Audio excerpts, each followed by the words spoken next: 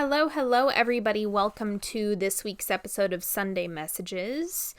And we are going to be talking about healthy partnership, healthy relationships today and what that looks like. And I'm also going to throw in a few other topics that you guys requested on Instagram and just get an overarching theme of relationships this week. So I hope this supports you, helps you, gives you some clarity in your own relationships and your own love life.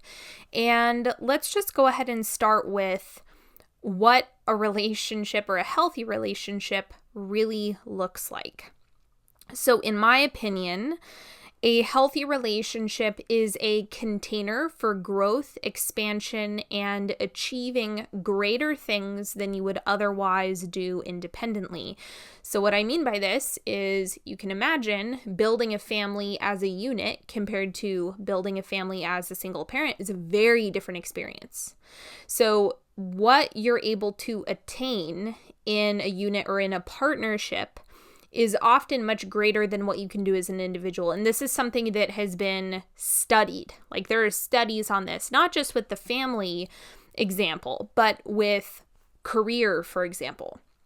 So like what you can do within your career, what you can do within other areas of your life, you can actually expand into greater heights when you're in partnership. And that's something that a lot of people overlook. Personally, I think people are so obsessed with like this idea of, no, I need to be self-sufficient. No, I can't receive anything good. Or no, I have to have everything perfect in my own life in order to be in a relationship. And in my opinion, I think that's false. There's a lot of healing, a lot of growth, and a lot of expansion that should come from a healthy relationship. Relationships are like plants. You have to water them, you have to tend to them, you have to nurture them, you have to give them energy. It's not something that you can just set and forget. And as soon as you fall into that way of thinking, things become stagnant, the relationship container no longer fosters growth, and that is just a recipe for essentially a breakup or stagnation, frustration, resentment.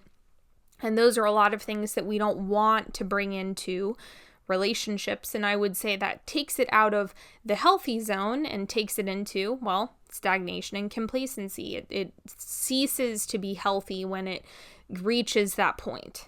Now, I'll get into more of the nuances of this because I know there are some questions that I'm going to go into that go into this more, but that's just an overarching thing that I wanted to point out. Now, the other thing that relationships allow us to do is access parts of ourselves that we wouldn't otherwise access independently.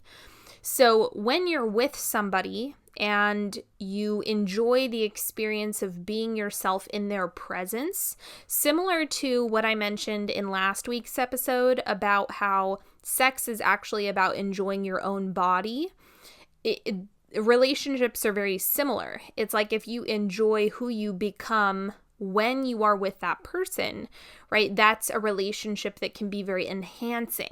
And that's a relationship that is very enticing. That's also basically the foundation of chemistry, right? When you like the way you feel and who you are and who you become when you're with somebody, that feels really good and we want that more. And that's also why we experience grief when we break up with people, when we no longer get that connection, because that part of ourself seems like it's been disrupted or like we're not going to be able to access that part ever again, even though that's not true. We can always access those parts.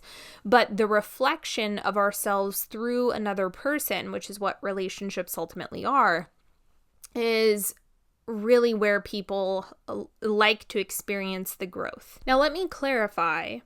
I do not think that relationships are, I just like the reflection of who I am. It's like, yeah, when we're talking about the energetic perspective of it, that's essentially what's happening. But relationships are obviously so much more. I mean, relationships are truly incredible. They offer growth, healing, expansion, I mean, even you can think about the whole idea of family, and like family is a very, very healing thing for many people.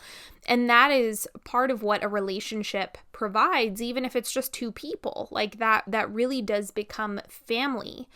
And there's so much profound energy in the union between two people. It's something I consider to be very, very sacred. Same way I feel about sex. Like sex, relationships, these things are sacred. The experience of them is deeply, deeply sacred, in my opinion. Now, of course, that is not everyone's experience every single time. Sometimes relationships are reflections of abuse. Sometimes relationships are reflections of our deepest wounding. Sometimes relationships are, to fill a hole, an emptiness within yourself. That's more of the relationship addiction side of things. So relationships come in all shapes and sizes. I think this is what makes them incredible, is just all of the different ways they can manifest for everybody.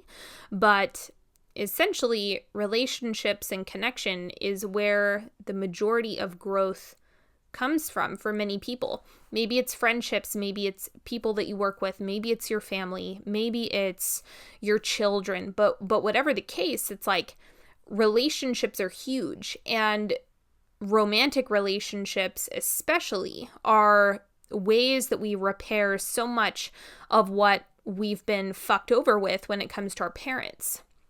And so my therapist said the most awesome thing. He said, our parents fuck us, and then our partner heals us. Even though it's not quite like that, of course, nobody can heal you, but that is the beauty of relationships, is how much of an impact they will have on your healing, how that connection can truly be a healing process. And so I think that description that he gave me was absolutely perfect. It really does undo a lot of the parental wounds that are in place, which is why so many people crave partnership, or afraid of partnership, get into too many or not enough, or all the wrong partnerships, right? That's why there's such a variety of experiences with all of this, and they really do reflect and mirror some of the experiences, if not all of the experiences from your parents. And of course, that all depends on how much healing you've done, how long you've been in the healing process, really what have you worked through, because that absolutely makes an impact on the type of people that you get into relationships with. So I've said this before in a previous podcast, but I'm going to say it again because I really want to give you guys some hope for those of you who have relationship wounding. So I remember I was in a very intense soulmate relationship early on in college, and that was years and years ago. And so recently, like, I can't remember, I think it was back in October or something, I had a therapy session for the first time with my dad. It went horribly, but at the end of this session, I told my therapist, I was like, I feel so much better about my love life because I have never dated anyone like my dad. Ever, ever, ever, ever, ever. Every guy I've dated has been able to see me, has been able to hear me, has been able to witness me. And my father is so severely narcissistic. The structure is so thick, and it's not something that you can penetrate, to the point where he can't acknowledge me in the room. He can't talk to me. We can't have a discussion. There's absolutely no way for him to see me. And that brought me so much relief, knowing that I've never dated anyone like him. Even that relationship that I had early on in college, I just was able to reflect on that and say, oh, thank God.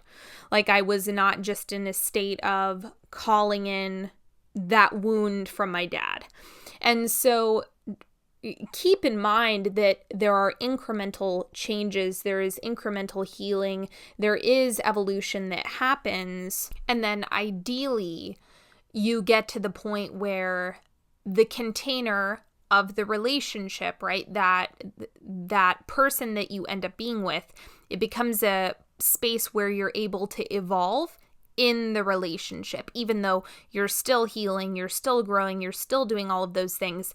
But most people are trying to get out of the weeds, out of the toxic cycles that they're in, out of the dysfunctional cycles that they're in, so they can actually just focus on finding someone who's a good fit for the long term. I think that's the majority of people are focused on that, unless maybe you're younger or you have different goals or relationships look a lot different for you.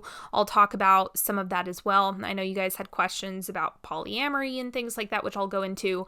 But yeah, that's essentially my take on relationships. I feel like we're all trying to heal, and there is great benefit to relationships of the romantic variety. You know, it's something that many of us crave, want, and ultimately need. You know, sex is on the bottom of Maslow's hierarchy of needs, and relationships provide that very human need of connection, touch, intimacy. It is a need. It is not a, just, that silly thing that exists over there that some people get into. No, it is a primally driven need. So anyway, that is my 2 cents on what relationships are and what they're for. I think at this point it's best for me to start going into the Q&A because I do have a lot of questions this week. And so I'm going to be jumping around to different topics. So let's just go ahead and get into it. How to be patient with calling in your true love relationship and get over saying, I'm going to die alone. Well, the main thing that I notice with people who do end up alone is that they essentially just never did the work, or they suppressed their desire for a relationship and never pursued it. Like there was always an element of just inaction, which is the main thing that I've found keeps people alone long term, or it's something that simply isn't the top priority. I know people like that too. So I wouldn't worry so much about dying alone, only because a lot of that does just result from inaction. So if you are doing the work, doing the healing, and you're making strides, it's kind of like there's no reason why you can't have partnership. So I would actually exercise a bit more of the faith element, in the sense that God is neutral and wants what you want. So if you say, I want a relationship and I am going to get my energy behind this and I am going to move in that direction, I'm going to get aligned with that, I'm going to do my piece, I'm going to take my action, you're not going to go wrong. You're not going to get blindsided. You know what I mean? Like, there's just no reason for that. I do believe we get to have good things. We do get to have it all in one way or another. And so you don't need to be afraid of things like that, even if it ends up maybe looking a little bit different, or if the trajectory is a little bit different. Don't overthink it for yourself. Just relax into knowing that you're ultimately supported. Like, God isn't gonna, fuck you over. Just stay the course and keep doing your part, and you're not gonna go wrong. How to start putting yourself out there for dating. So I would say just go into dating with a curiosity of like, I'm going to explore chemistry and just see what happens. Like, I'm just going to gauge where I'm at. I'm going to try it out and see, am I gelling with anybody? Is there really good chemistry with anybody? Am I feeling a full body fuck yes with anybody? You can just go into it curious, try not to put too much pressure on dating and see where that goes. Just kind of dip your toe in the water and check it out. See what happens. Okay, monogamy versus polyamory. So depending on who you ask, there are different people who focus on, I guess, the evolutionary drives of men and women. So some people say we're not designed for monogamy. And then you have other evolutionary biologists who say we are designed for monogamy. There's great benefit to monogamy, and here's why. So, I mean, in reality, I think that we need to focus more on preferences. Like, if you are truly wanting to be in a polyamorous relationship, I see nothing wrong with you exploring that in this lifetime. Like, there are people who do it. I'll explain more about what I've seen with it, but it is an option. Like, there's so many different paths to explore. So if that's something that you really, really want, then that is your path to go down. Now, if I were to be transparent about what I think about more of the evolutionary piece, I think that the monogamy piece actually makes more sense. So even though there's like the men are supposed to spread their seed or men are supposed to have multiple partners, I'm kind of like, not exactly. I think the drive is more to procreate as much as you can. That's like the primal piece. But that doesn't necessarily mean with many people. I think that the drive is going to be expand the gene pool and procreate a lot. Not everyone has that feeling intensely, but it is a biological imperative that your body will signal you to do, which is why we want sex, at least in part, right? So we do have sex for pleasure, but it's also, for procreation. So in terms of nesting, building, a lot of what we see in terms of home creation actually makes sense with monogamy, not just from a cultural standpoint, but from an evolutionary standpoint. Otherwise, I think that we just wouldn't have coupled up at all. Like, particularly women, it's like the biological imperative of women, the bonding, nesting, being able to build within a home is really important. So I don't think that evolution would just get it wrong. I don't think biology would get it wrong where men are supposed to be gone all the time and women are supposed to be the only ones inside of the home. That doesn't add up if I'm just looking at the biology. Because if you think about it, if we were back in hunter-gatherer tribes, then being a single parent is dangerous. Okay, it's not just inconvenient, it's dangerous.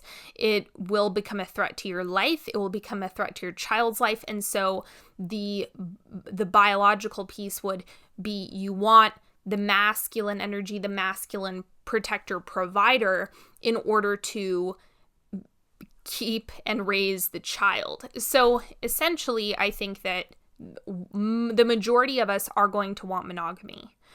The majority of people, I think, do want monogamy. And that's just from me helping people manifest partners, talking to people about relationships all day, and working with a lot of people. I would say, at least from my sample size and the people that I talk to, monogamy is more desirable to the majority of people. Now, the other thing that I think we want to keep in mind when we're talking about monogamy versus polyamory is that most people can't even get one relationship right. Okay, most people can't even manage communication in one relationship. Most people can't even manage their sex life in one relationship. Most people can barely, keep it together in a single relationship. So the idea that polyamory is a remedy to a bad relationship is a grave mistake. I cannot tell you how many people I've seen who say, oh, we're having a rocky relationship, so we've decided to open it up and become polyamorous. And it has been a shit show. Like, I've never actually seen that go well, if I'm being completely honest. I'm sure there's anecdotal evidence to suggest otherwise, here and there. But I'm just saying, on the macro, with what I've seen, that's actually a huge mistake that a lot of people make. Because again, the underlying discomfort in a single relationship, it's like without addressing that, then what makes you think that incorporating other people into the relationship or gaining multiple relationships is going to make that any better? A lot of the time, it inflames things, it makes things worse, communication gets worse, tensions get worse. It is just one of those things that I would say, if you think that you would like to have multiple relationships, but you can't even handle one, then polyamory is going to be a nightmare. It is going to be drama. It is going to be a mess. That is just what I've seen. And I see nothing wrong with exploring, multiple partnerships. I know people who have done it. I know people who, have done the whole ethical setup and been on top of communication, and these things become full-time jobs. For myself personally, I have a lot of healing to do. Simply like getting into relationships can be a real challenge for me. So the idea of having more than one is not even an option. It's not even something that appeals to me because I have to work so hard at just the one relationship. And I think that people don't underestimate that. They don't even tend to the one that they have. Their communication is off, their sex life is off, all of these things are off. And they think that, well, why don't we just add more?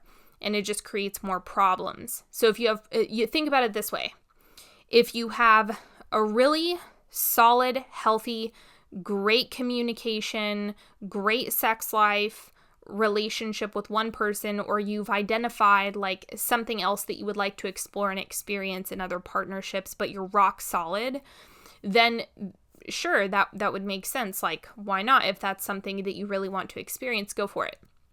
But if you are having a hard time in your relationship, if you're having a lot of problems, then if you multiply that by more than one, that's likely how many more problems you're going to get. It's like just multiply the amount of problems you have with your current partner by the amount of people that you're going to involve in that relationship. That's how many problems you can expect.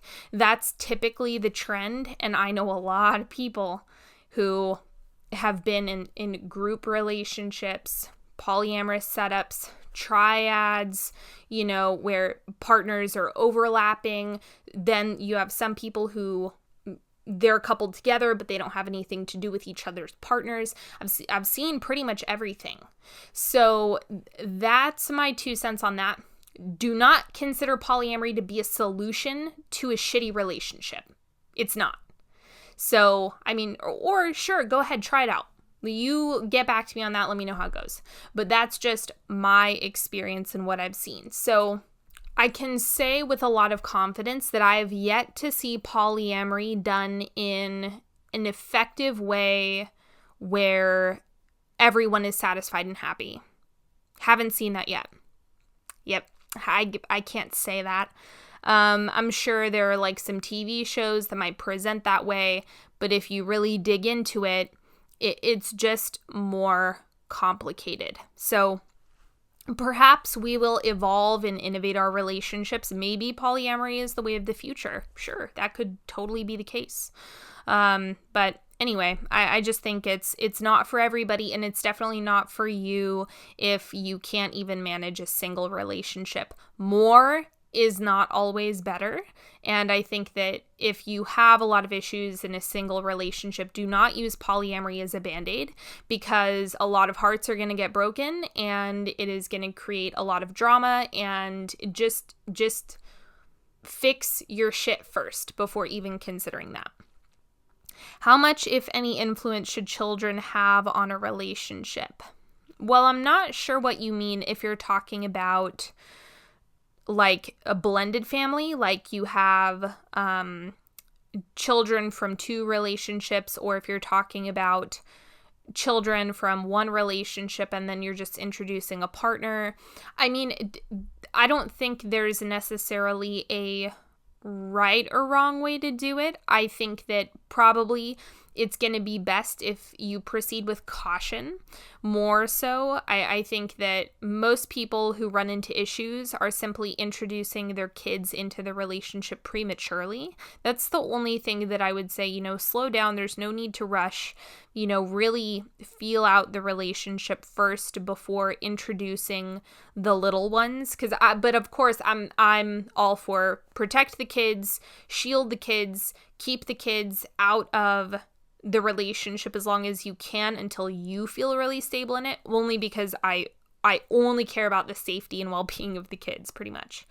Adults can get into as much drama and chaos as they want. That's their choice. I'm only focused on protecting kids. So, of course, that's where my bias lies. But in terms of how much influence children should have on a relationship, ideally, I would say I don't want them to have any influence on the relationship itself, but the children should be the priority.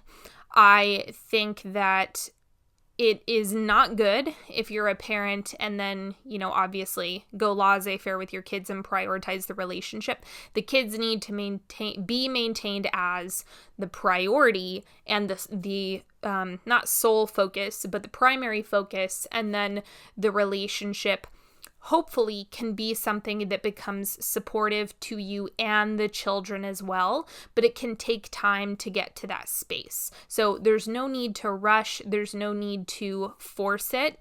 It's just something you want to be really solid and confident with, and then, building from there is probably best. So I'm also not sure what you mean by influence. So I hope that answers your question. Okay, compromise. When is it healthy and when does it harm your character?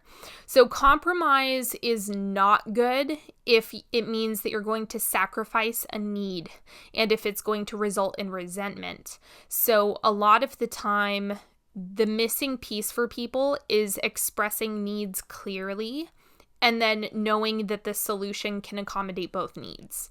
I think that compromise too often is this thing where people go in with like, someone's going to get cut short or someone's going to have to give up part of what they want. And I simply don't think that that's a reality. I don't think that that's necessary.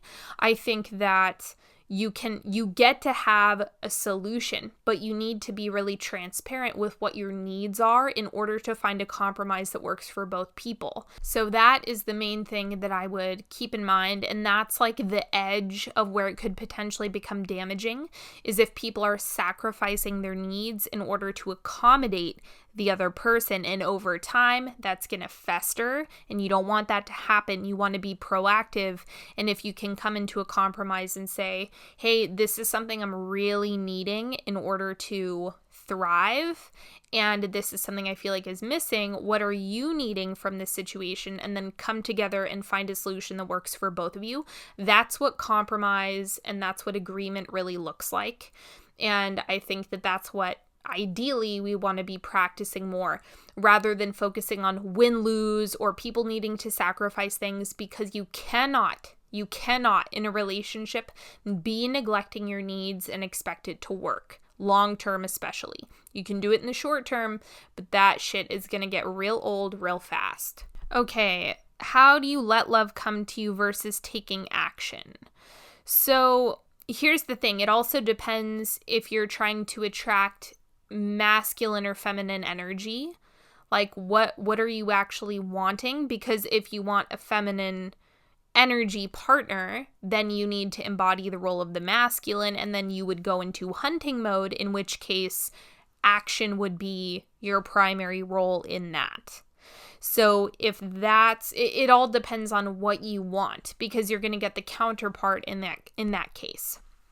And the same goes for if you are looking for the masculine, then it doesn't mean you don't take action, right? It doesn't mean you just stay shelled up in your home all day, or that you never send a message on a dating app. That's not what that means.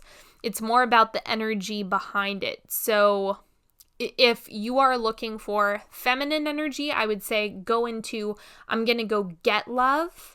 I'm going to go find it. I'm going to go hunt for it. And that can be really powerful in attracting feminine energy.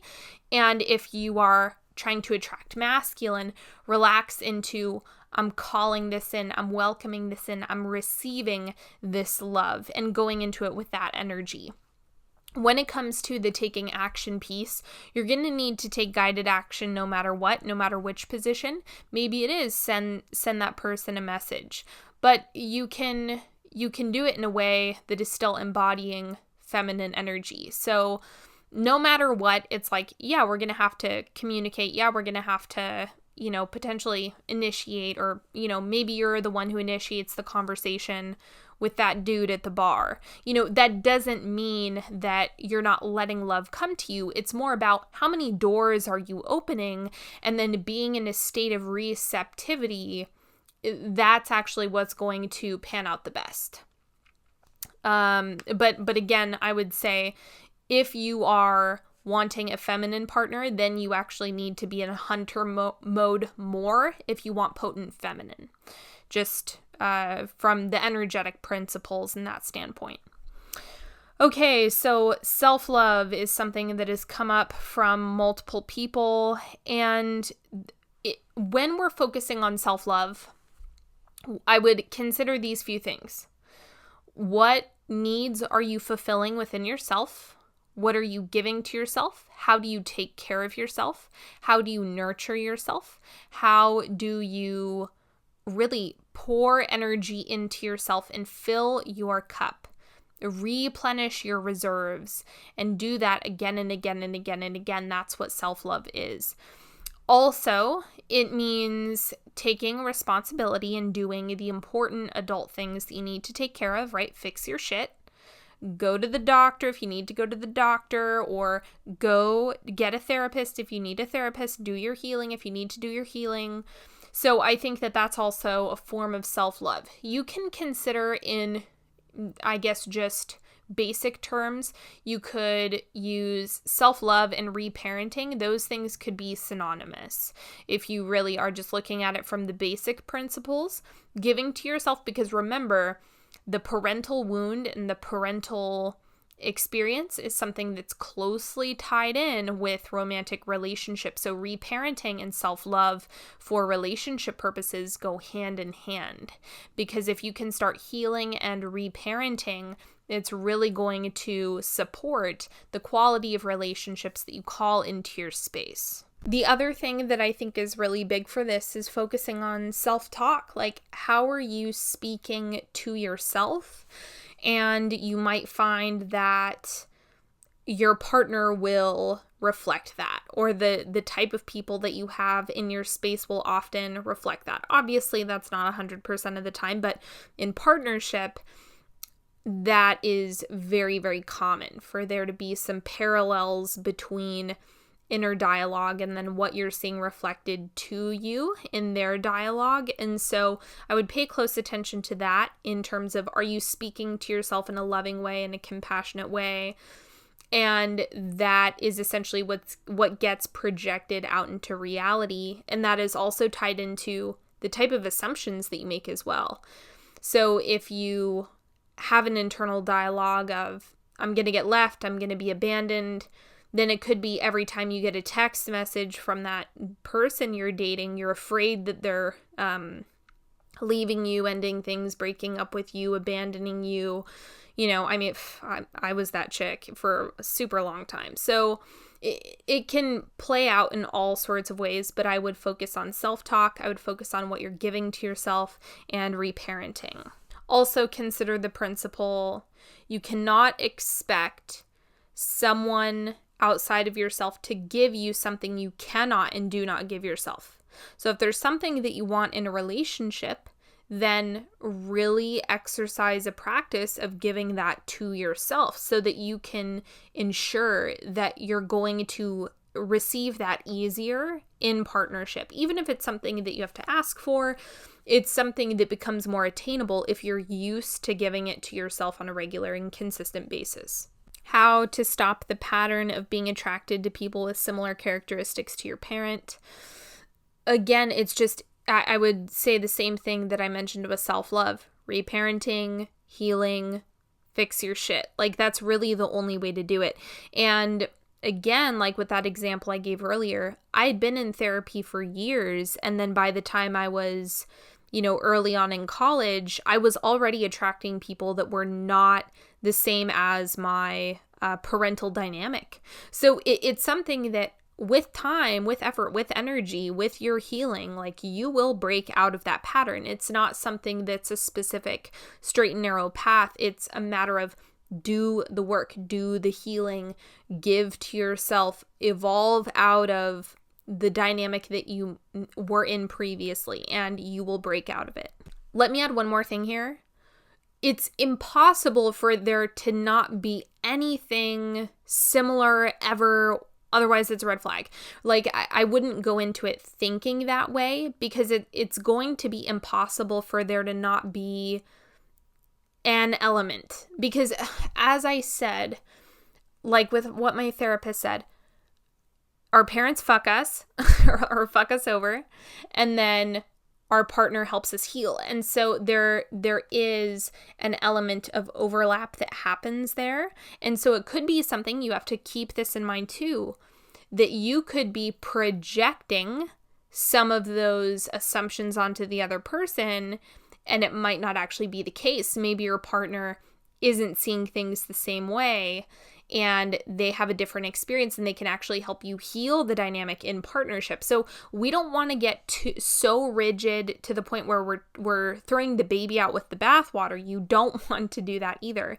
It's a delicate balance. So it's a self-awareness game, but continue doing your healing, and then don't put so much pressure on yourself. Just explore, be really honest with yourself, trust your body, do things like that. It's a practice. Okay, insecurities, trust, communication, codependency. Okay, insecurities refer back to self-love, giving to yourself and practicing the feelings of you're inherently worthy. The simple fact that you have a body and you're on earth, you're worthy of love. Think about this. Is there an infant, like a fresh out of the womb baby, that is undeserving of love? The answer is no. It doesn't exist. Therefore, there is no human being on earth that was once an infant that is not deserving of love. That is just the reality of it. So the more you can lean into that and practice that, I would say that's what can really help hammer out some of those insecurities. And then also, I think the majority of people consider insecurities to be like more of a big deal than they actually are. Like, a lot of people don't actually see our own insecurities the way that we do. And that's a blessing, because first of all, everyone has insecurities of some sort, right? They come up from time to time, and that's okay. It's a very human thing. And they don't have to define you, because they don't, and a lot of other people probably don't see them the same way. And it's simply about coming into deep self-acceptance and self-love, and with the body and experience that you've been given. And the more you can fall in love with that, then it's like the insecurities will soften up. They're not going to have such a strong grip. But again, this is practice. It's not overnight. There's no magic bullet.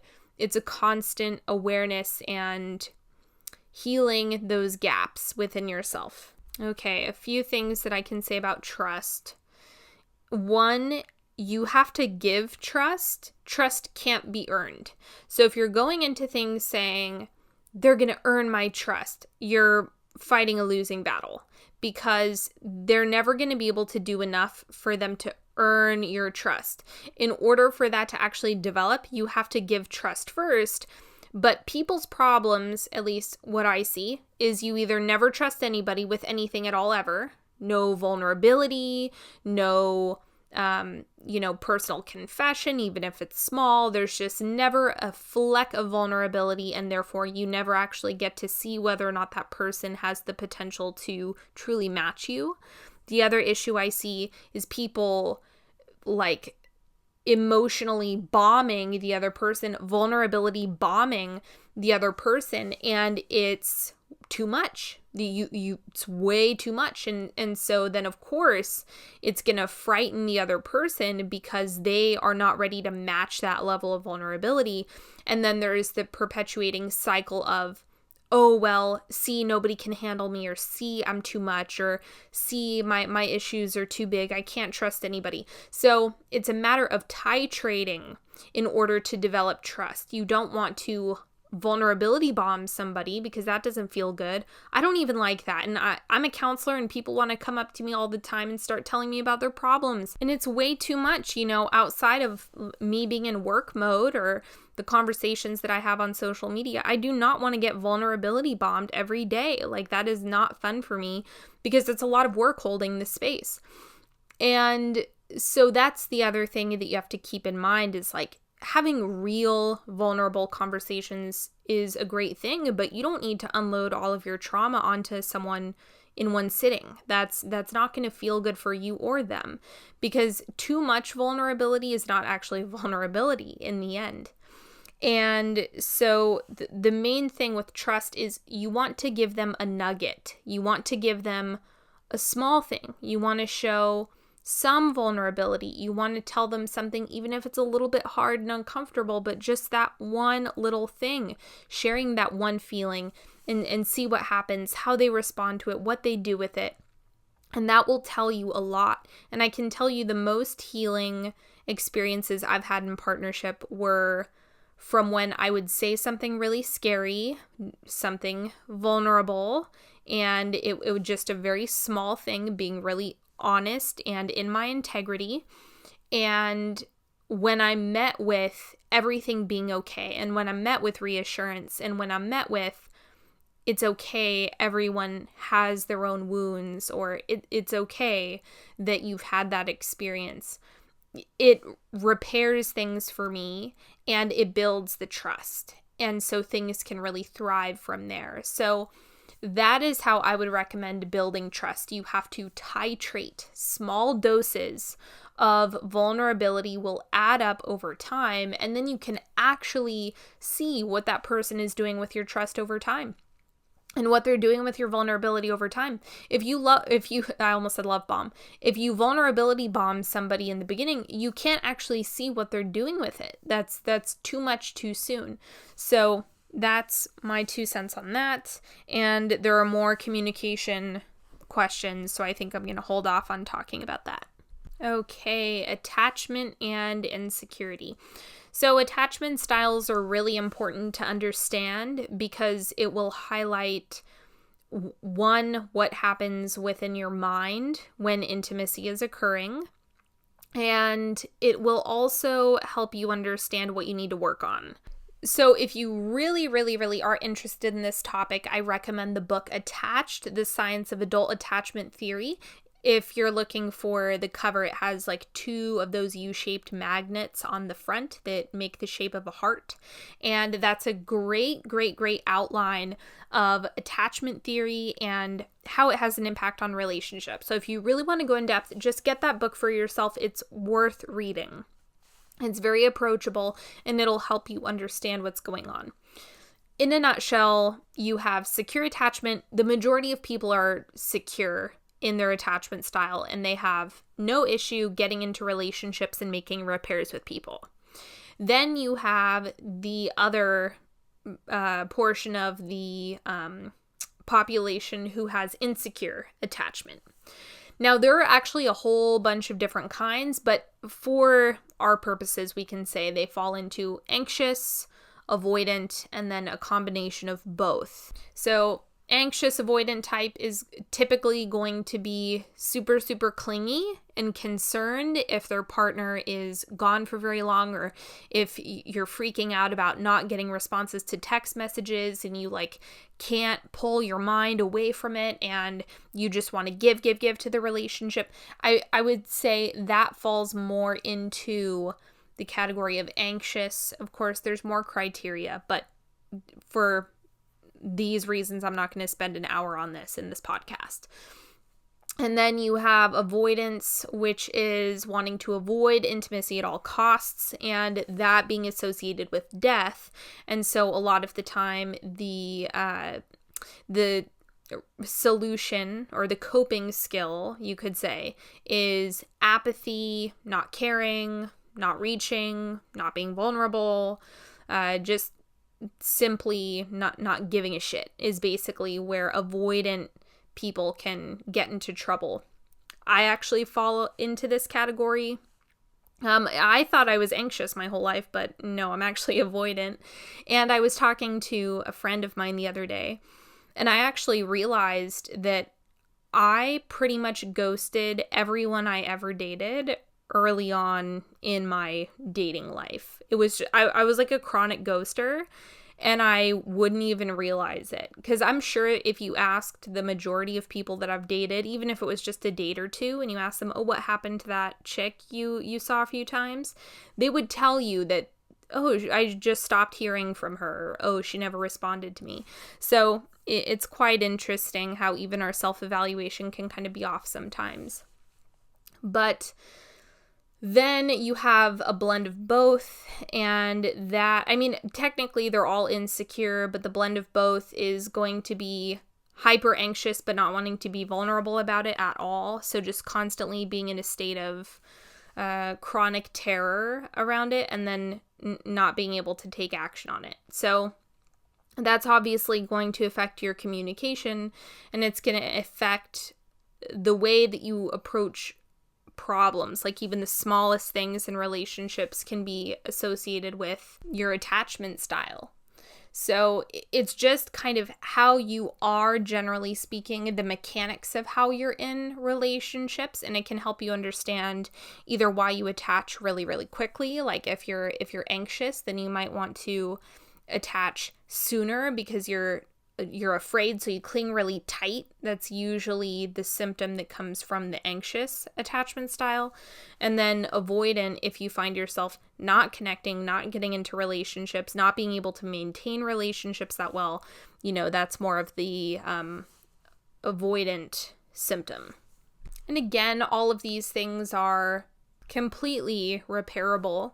I mean, I've been working pretty hardcore on my attachment issues and my relationship issues for several years now, like really, really intensely, in a way that I haven't before. Like I've touched on them and skimmed over them, and gone into them here and there previously, but over the past several years, I've just really done a deep dive, and I mean, I have come leaps and bounds. I can tell you, my avoidance was so bad with where I started that again, there was this guy that I really liked and I was dating, and I hadn't heard anything from him, and I was telling my therapist about it, and my therapist told me that I ghosted him and that I needed to text him and reach out to him because I will ignore you for months, and then you can come back and I'll pretend like everything's fine. And so I ended up having to text him, and I was very, very terrified, and it was very hard for me, and I had to have a friend over the phone, and I'm crying and I'm crying and I'm crying, just sending a text to some dude that I'm dating that I know likes me, so that is where I was. And I can tell you, I fixed that, and I no longer cry when I send text messages, and I stand by that. And I have healed a lot. So if you struggle with intimacy, I promise you that it is fixable, it is changeable. Yes, you can do it. And yes, these things can be healed. So I went from crying over text messages to being able to send text messages like nobody's business. Healthy conflict. This is a question or just a topic you guys want me to touch on. So healthy conflict, in my opinion, is a path to resolution and making things better. So conflict in a healthy relationship will never be about hurting the other person. Conflict that's healthy is going to be about problem solving. It's about saying, hey, there's this thing that isn't working, and we need to find a way to fix this and solve this so that we can both be happy. And that's really important for the longevity of a relationship. And so healthy conflict is a means to problem solve. And even if there's friction, even if there's conflicting needs, even if something like that is happening, the people in the relationship will come together and say, okay, let's hammer this out. Let's figure out a solution. Let's come to some sort of agreement, or let's negotiate and see what exactly is super important, what's missing here. And so conflict is actually really healing because it's the opportunity to repair something with someone. And that's something that a lot of people don't get to do with their parents, especially if you have, really jacked up parents that can't see you, can't repair things with you, blah, blah, blah. So that is the main goal of conflict. And if you're with somebody who is aiming to hurt you, then we call that abuse. So you never want to be in a situation where conflict is a means to hurt each other, because that's where you'll start abusing each other, or you have one person who's abusive and the other person is just being victimized constantly and is unable to set boundaries, and that's a whole mess.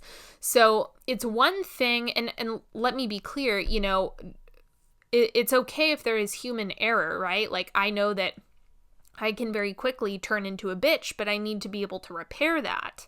And so it's about a constant diligence in being willing to know your tendencies, know yourself, and apologize for the shadow parts of you, but not letting that steer the ship, right? So even if I use a tone that isn't that great, or even if I do something that is, on the rude side or on the inconsiderate side, it's like, these things are fixable and I am willing to do my part. So that's the other thing. If you're dealing with someone who will not do their part, will not see their own behavior as being hurtful, that's a big no-no.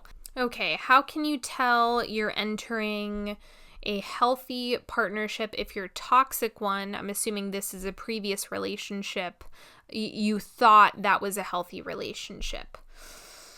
So the only way to really be able to identify this is to have a lot of self-awareness around your needs, to have a lot of self-awareness around what abuse is, like really educating yourself on that, and understanding boundaries and what does or doesn't work for you. So if you have those things covered really well, then you're going to be less likely to fall into it quickly, or you're going to catch it pretty early on. So the main thing is the practice of being able to determine when something isn't right.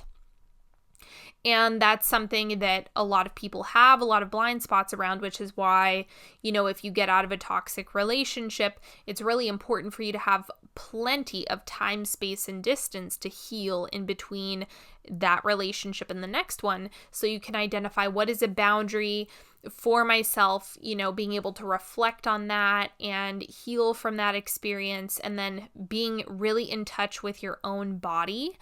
And also understanding how to advocate for yourself in a relationship in a way that is aligned.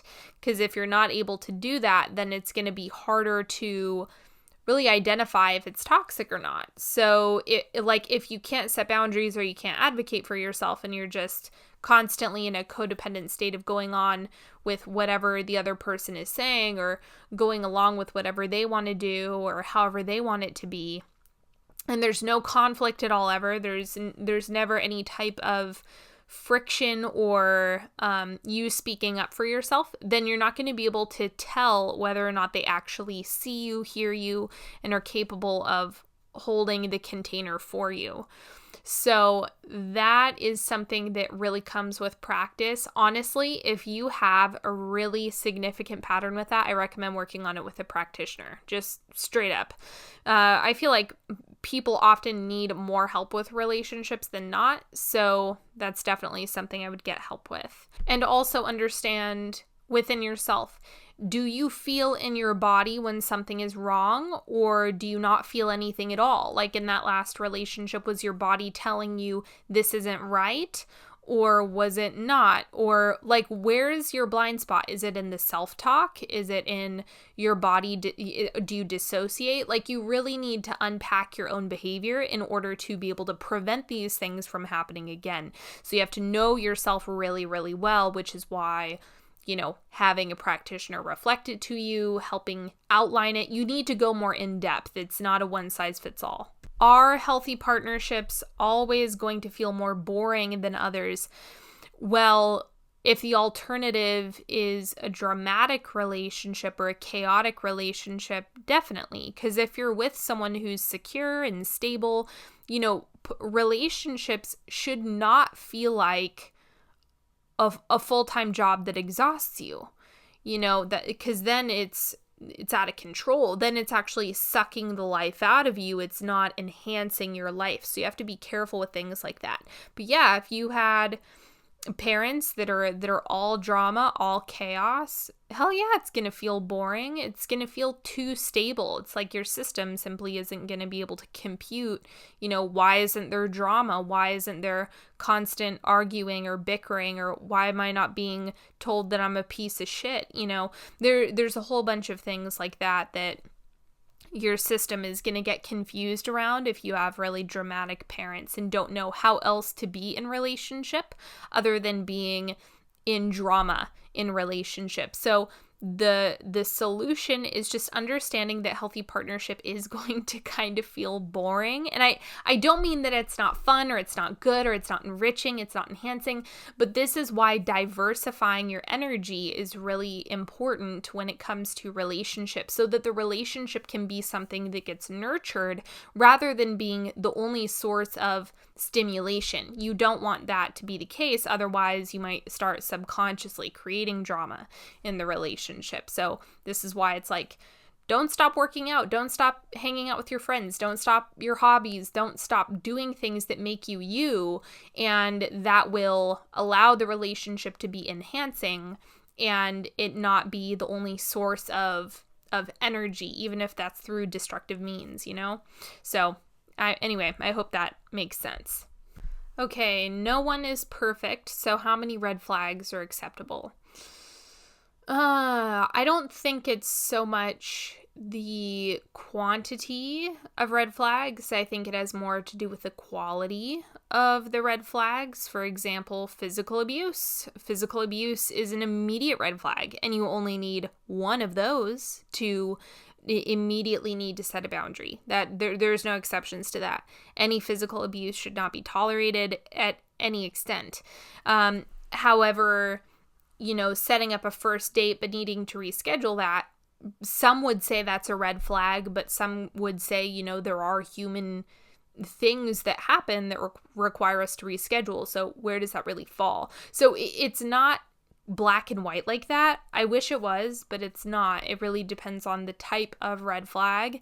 And also, you have to know yourself. So, for example, if you're someone who puts your blinders up and gives way too many chances and lets way too many things skate by and has way too few boundaries, then you know that you might need to be a little bit more quick with saying, you know what, that's too much for me. That's too many red flags. I'm not going to continue seeing that person. It's too much, even if the chemistry is good. So on the other hand, me, for example, I was like, I still do this. I'm constantly scouting for red flags to the point where it would keep me out of relationships. And so I would toss out everybody. Like, nope, everyone's a red flag, because relationships are inherently red flags for me. That's the way my system is designed.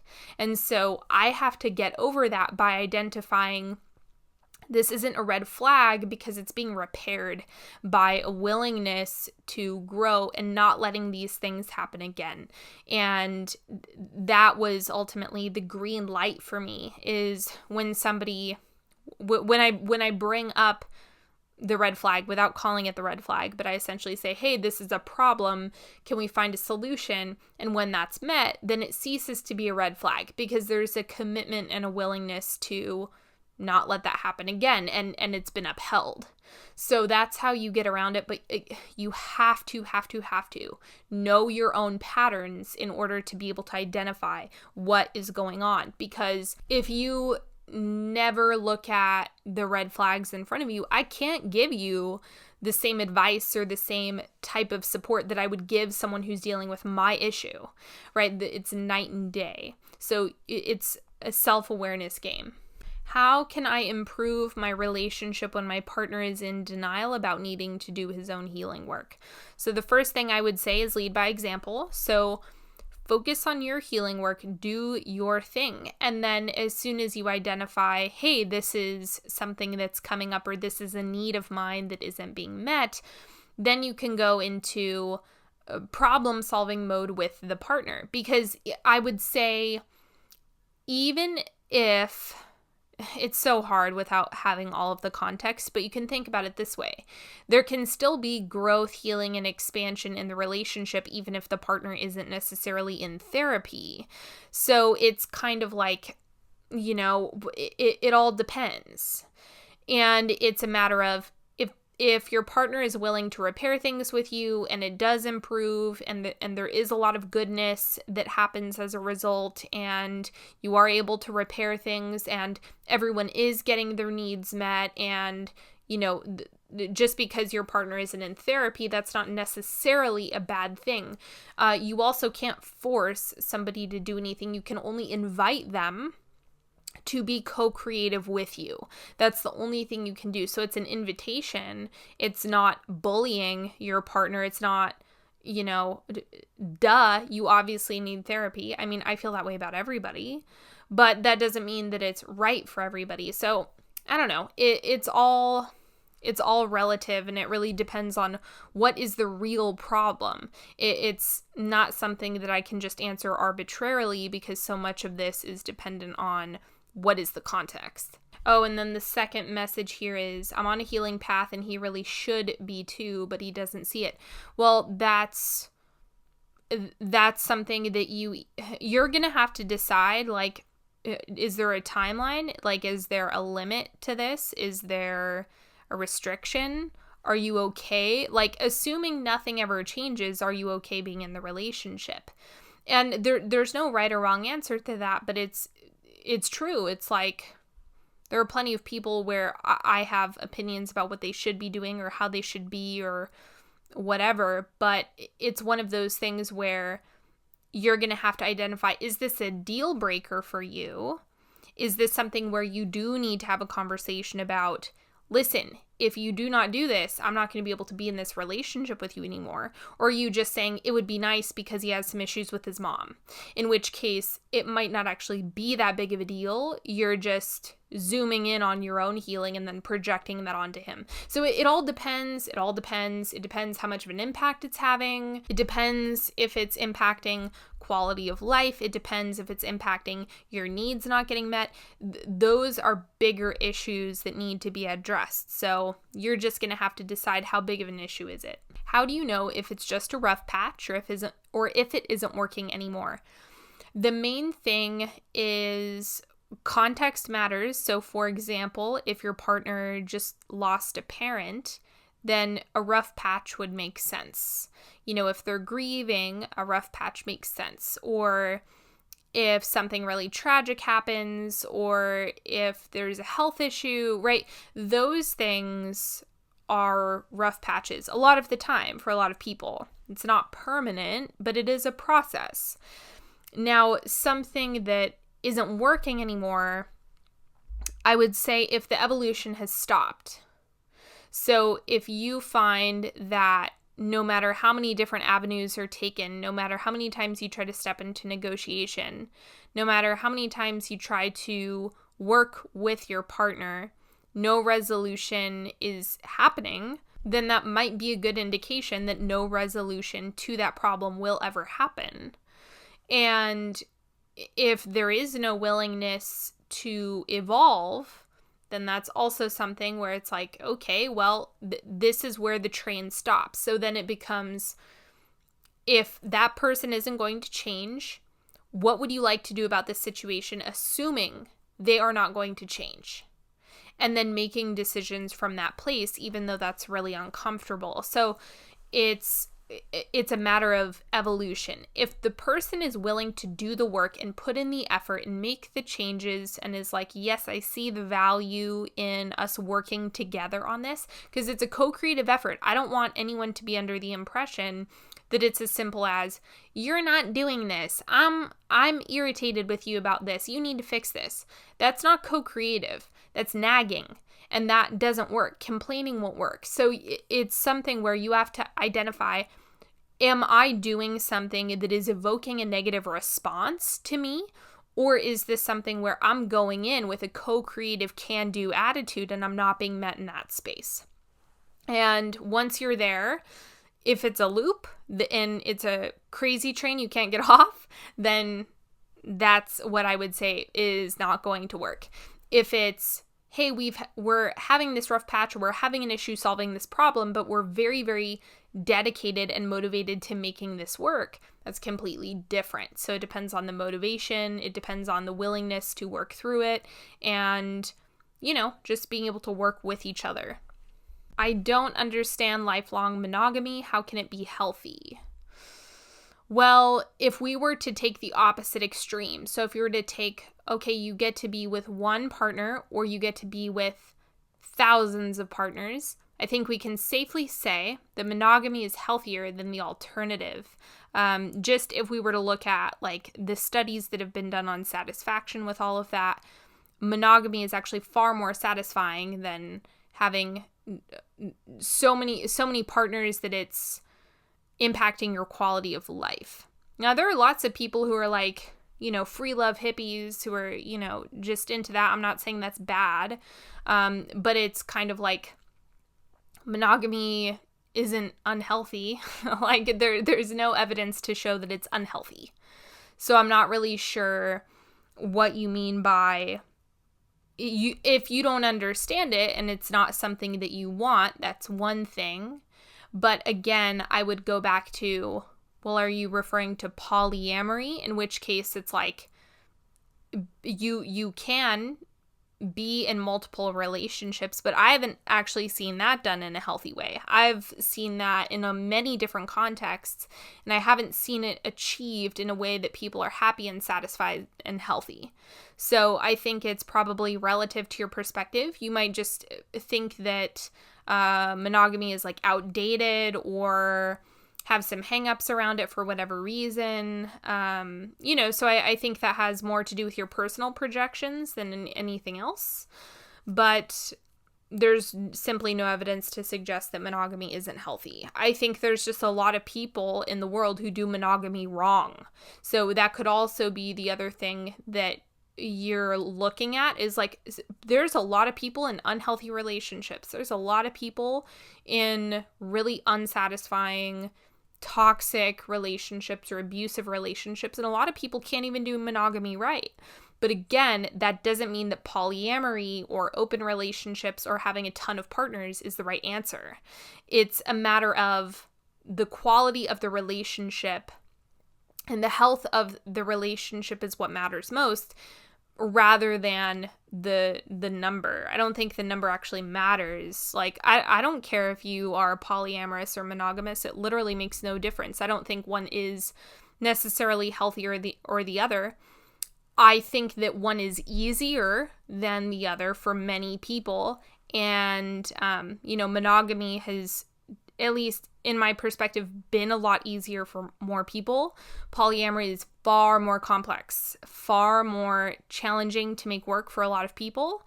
And so there's actually more risks to more relationships only because of, it's just, humans are complicated. Like, it just adds so many more dimensions, and you have to be extra good at boundaries and extra good at all of these different things, extra good at managing jealousy.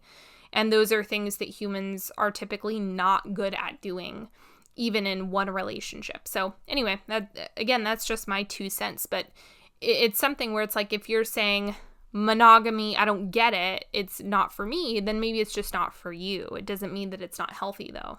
Okay, tools to help you not fall back into projecting parental trauma onto partner. So the main thing, the only tool I'm going to give you, because I could go into 2 hours on this, but I would just say ask more questions. Get out of the story in your head and fucking ask. Ask first. Do not make assumptions. Slow down and simply ask them what they meant, or ask them what they need, or ask them why they're doing XYZ in a curious way, like in a way where you're just wondering, like, I'm curious about why this is happening. Can you explain this to me? Rather than going into the story in your head. And that's going to help you from projecting. So instead of going in with your finger pointed, go in and ask a question instead, and make that a consistent practice, and that will prevent you from projecting. So That's typically, like when I have to do this in a romantic setting, I will often say, okay, so this is what my wounded self is saying, or this is what my ego is saying, or however you want to phrase it. It's saying that this worst case scenario is actually what's going on right now. But I'm wondering if you can give me some clarity and just let me know what's actually going on, because I'm trying not to make assumptions. You can let them know in that way what's going on, and it'll spare you. You can also let your partner know what the projection is. Like, what are you wanting to project onto them? And then they can either confirm or deny for you. But give them a chance. You got to give them a chance. That's the main thing that I would say. Give them a chance to, show you something different. How to distinguish between reasonable and unreasonable expectations in a relationship. Aside from standards, so let me distinguish. Standards are like the bare minimum of what I'm willing to accept in a relationship, in a quality of connection, okay? So there's no negotiation with that. That's just what you tolerate. Expectations, I don't consider those to ever be appropriate, because that implies, in the context, aside from standards, because remember, standards are just the baseline, what you tolerate. Expectations are, you assume the other person is telepathic and they should just know what's going on, or they should just know how to be, or they should just know what you want. This is always a mistake. Always a mistake. Do not assume your partner is telepathic. Do not assume they should just know how to be with you. Do not assume that they should just know what your needs are. Don't make assumptions about your partner. I would say, if there's anything that you want that isn't expressed, if it's in any context where the other person doesn't know, it's an inappropriate expectation. So instead, I would say agreements are the only appropriate expectations that exist. Unspoken expectations are always going to be your downfall, straight up. The other person will not know what you haven't expressed and what you haven't told them, so the responsibility is on you. Agreements are, this is what I want, or this is what I need, this is what needs to happen in order for me to be the best version of myself in this relationship. And, then you go into agreement mode, and then the expectation is that that's what's going to happen from here on out. So that's how it's a healthy expectation, because it's an agreement that you've made, and there's a commitment being made in that agreement. And so then you can expect that from here on out. What's your opinion on healthy flirting with others while in a committed long-term relationship? I actually think this is something, I don't think that flirting is bad, but you need to know yourself and you need to know your partner really well. So I think, like, if you have a flirtatious exchange at the grocery store or wherever, I don't think that's bad inherently, but I'm the type of person, at least for me, where I would go back to my partner and say, oh my God, I had this like adorable flirtatious exchange. And I think that talking about attraction and flirtation, because we don't want to suppress those parts of ourselves, otherwise they start to fester. I think that that's something that you do want to figure out a way to be able to discuss that in the relationship in a way that's potentially playful or fun or cute with your partner. That way it takes the pressure off of it. As soon as it gets into, oh my God, I'm feeling shame over this flirtation, then, man, I don't know, because I think that flirtation will happen. I don't think that it's inherently bad. And I think there are some people who are super flirtatious, and then there's some people who aren't flirtatious at all. So I would figure out a way within your partnership and circumstance, but particularly for long-term partnership, the idea that you're never going to have a flirtatious encounter or you're never going to find another person attractive is very unlikely. And so you will need to find a way to cope with that. And so my whole thing, and this isn't going to work for everybody, But my whole thing is like, talk about it openly, discuss it openly. Like the more open I can be about that, the less threatening and the less of a big deal it becomes. Because if I'm operating from integrity and transparency, and I know myself, and I'm being in communicative alignment with my partner, then it's not going to fuck anything up. Nothing bad is going to happen as a result. So obviously not everyone is okay with that, but that's at least what I would do with it. So it all depends.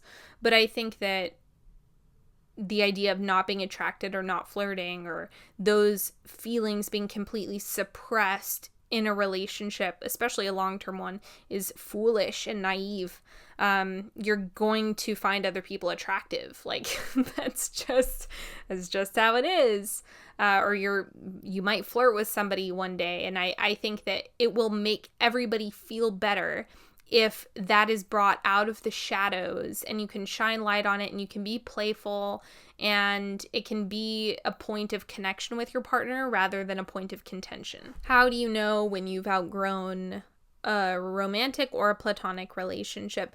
And I think I already answered this quite in depth. It's the same thing that I mentioned earlier, as far as if you're on the crazy train and you can't get off, if you're on a loop and there's no resolution, if it's a never-ending problem and it's eating up your entire life and it's eating up your entire relationship, or with friendships more so, I think it's like growing apart. All of the same things that I just described can apply, but with friendships, I think more so than relationships, you see the growing apart symptom.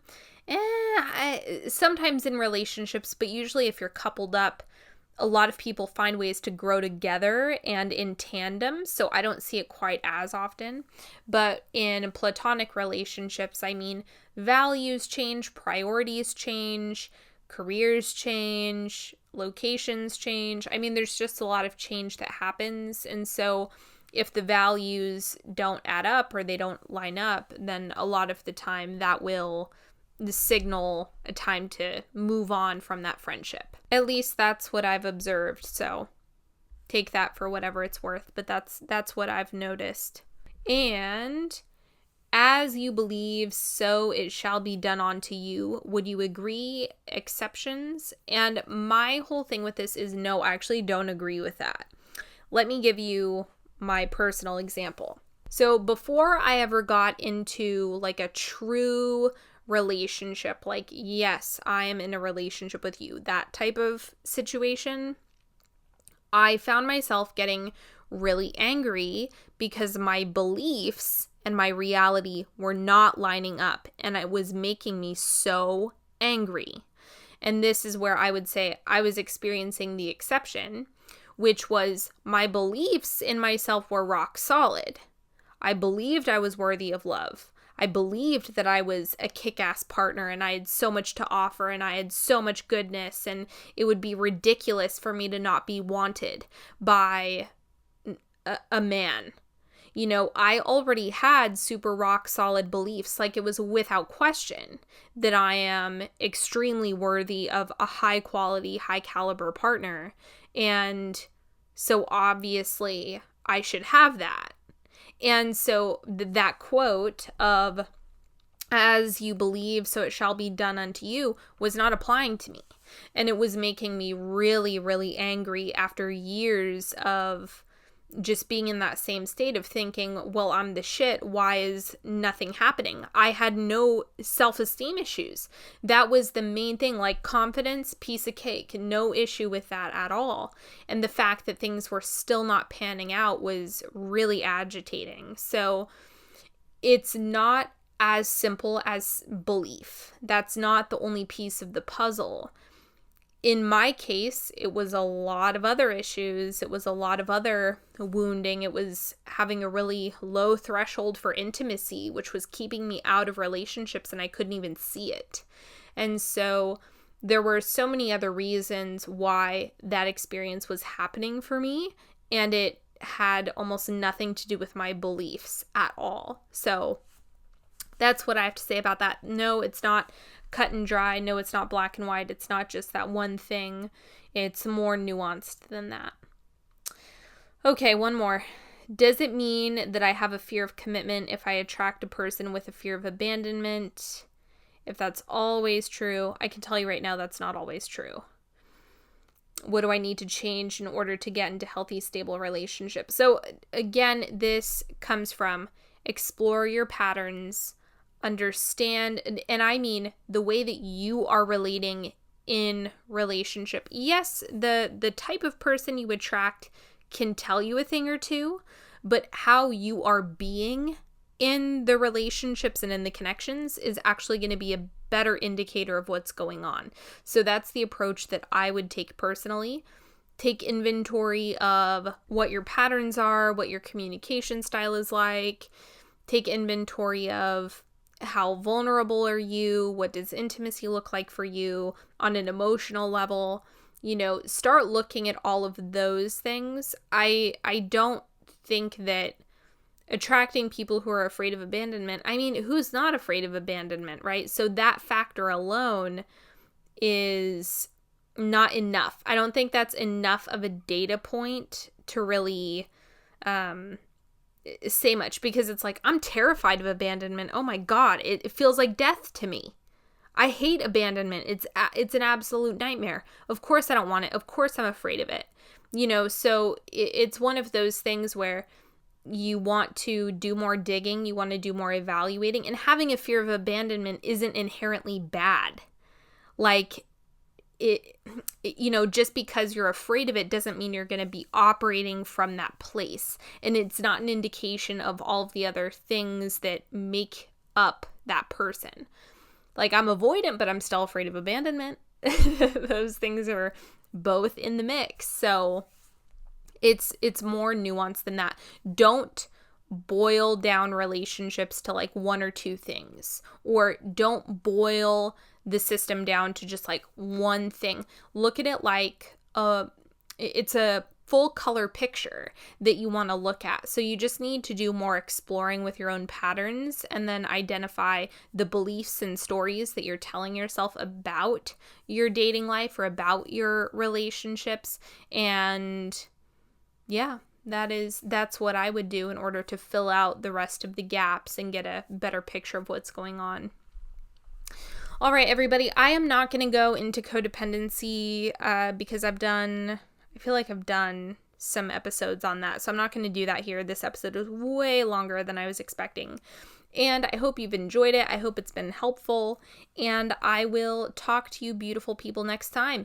In the meantime, if you would like to work with me one-on-one, go book a session. I will change your life. I will give you magical healing. It will change you forever. I will get you all tuned up. Go to onyxhealing.com. Go put yourself on the books. You will not regret it. And I will talk to you later. Have a good one. Bye-bye.